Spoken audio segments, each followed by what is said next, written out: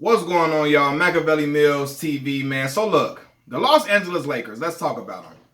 So last night, the LA Lakers lost their fourth straight game, their fourth consecutive game, and it's leaving a lot of fans and a lot of people in the basketball world wondering what the hell is wrong with the Los Angeles Lakers at the moment. There are several things that are wrong with the Los Angeles Lakers. Number one, they're missing Anthony Davis terribly. And they're missing Dennis Schroeder as well. Why do you ask? Anthony Davis is the defensive anchor of this team without question. Without question, especially now that JaVale McGee and Dwight Howard are gone, the defensive anchor on the team is without question Anthony Davis, right? Additionally, Dennis Schroeder is a guy who is a playmaker. He is a point guard who can make plays for himself and for other people. He can hit big shots. He can get hot. He can get streaky. He can play defense. All of that. So right now, they are missing those two guys severely. But one thing that I'm missing, like outside of the missing players, a big problem is that they have no inside post presence at all, right? Especially defensively. Like, Marc Gasol is not good for this team in no way. No way, shape, form, or fashion. I'm sorry to say it, but Marc is out there looking old, right? Moving like a snail. I'm talking about he looking like Marc out there looking like he's 41 years old or something. I don't know. I don't get it, right? And when I'm looking at his play, he don't want to be nowhere near the paint. You know what I'm saying? For none of his points, he's shooting threes, and the back-to-back threes that he hit last night was the only thing that I liked from Marc Gasol since he's been on this team. That's the only thing I liked since he's been on this squad at all. Those back-to-back threes he hit last night, because I thought it was going to mark or spark a comeback for the Lakers, but hell no, it didn't, right? Marc is not good defensively, cannot move his feet, you know what I mean, can't stay in front of nobody, can't even alter guys' shots anymore in an effective way, right? So Marc ain't looking good. Another problem is that guys aren't hitting their shots, y'all, at all. Guys getting wide open shots and bricking them hard. And I'm like, damn, like something gotta give. Somebody gotta miss it. Somebody gotta make a shot. Not Taylor Horton Tucker, and that's my Chicago brother, but he was struggling.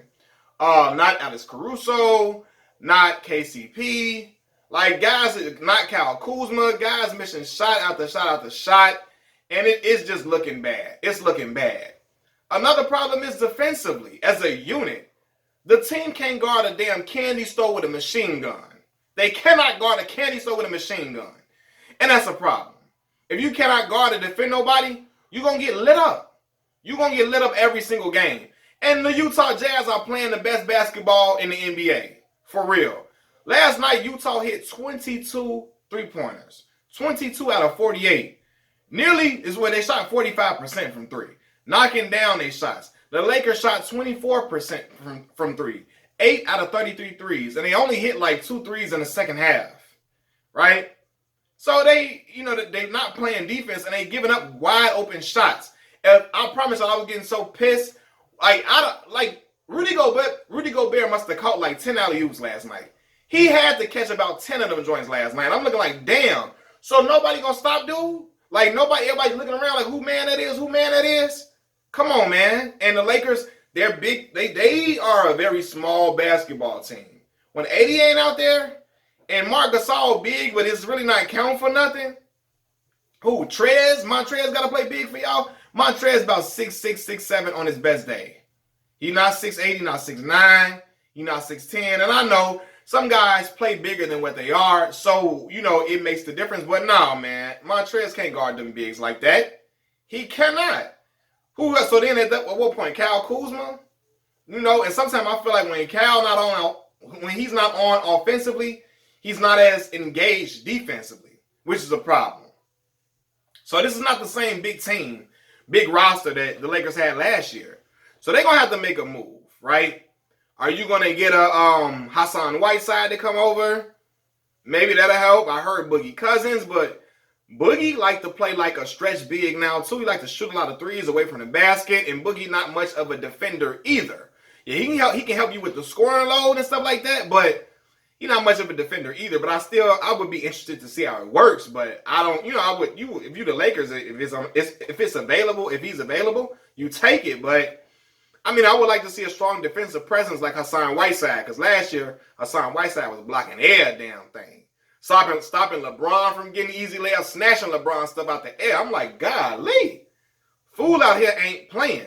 So, I don't know, man. They need to make a roster move. I'm hearing it was rumblings about Blake Griffin possibly getting traded to the squad. I don't know. You know what I'm saying? We would have to see or whatever what's going to happen. But this team is presently constructed with, I mean, I just feel like they need another big. So I really do think they need a reliable defensive presence that's a big. And Hassan Whiteside will help that out a lot.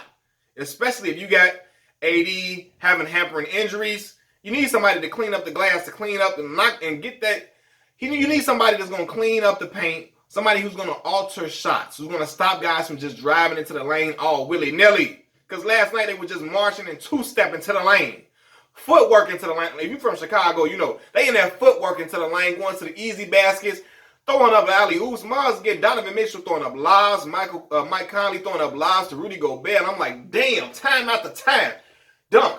Alley-oop after alley-oop. I'm like, fam, cut it out. Something got to give. I got my baby boy on my lap, my son. I'm hollering at the TV. He getting scared, shaking because I'm hollering. I had to stop. And I'm like, man, this is getting ridiculous, y'all. It's ridiculous, man. So some people acting like it's not a big deal because AD and Dennis Schroeder are missing, but you still want to have a resilient bunch of guys who's going to make a strong stand and not lose like they did last night.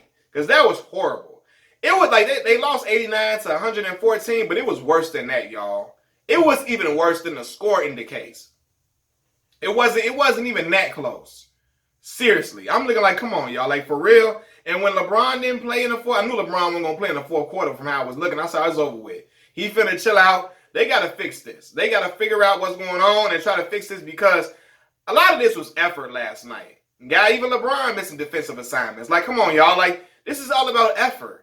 Guys not really digging deep and trying to be resilient and say, you know what? I gotta have the mental fortitude to still fight through this. Yes, we missing our big man, our key to our team. We missing the second best player on the squad. We missing the anchor to the squad. Yes, but you still gotta press forward. Yes, you're missing your playmaking point guard, Dennis Schroeder. You missing him. He gone, right? He'll be back soon, but you gotta play through all that. You got to still be able to play through that and be a resilient bunch if you want to be a championship team. Because it don't just end, it don't start and end.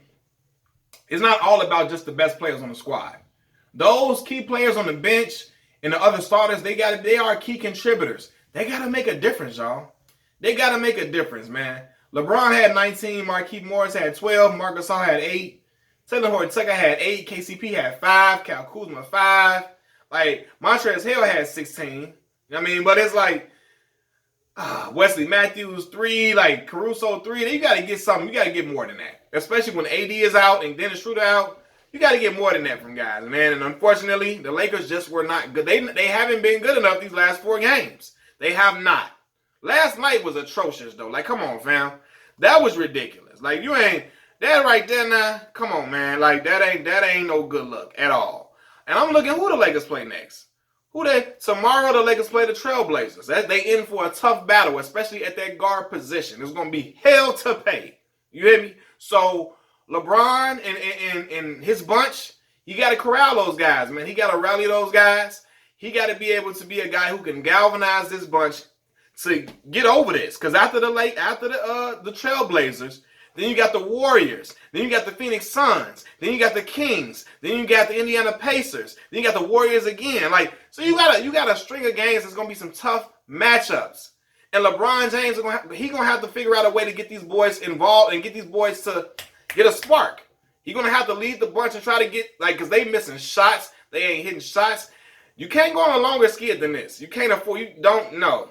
You cannot. You got to get it together at some point and figure out a way to still play without Anthony Davis. Because he's going to be gone for some more weeks, y'all. He's going to be out. Dennis Schroeder coming back, but AD's still going to be gone.